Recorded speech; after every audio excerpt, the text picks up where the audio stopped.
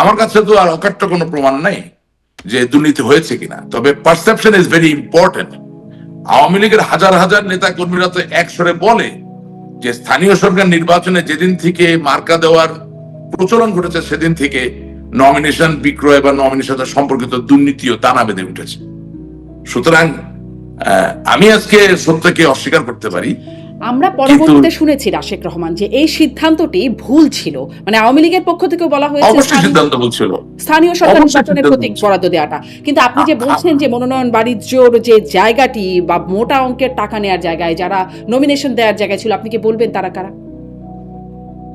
না, আমি আপনাকে যা বলেছি, আমি আওয়ামী লীগের ক্ষতি করতে বসি নাই, আমি সত্য বলতে বসেছি।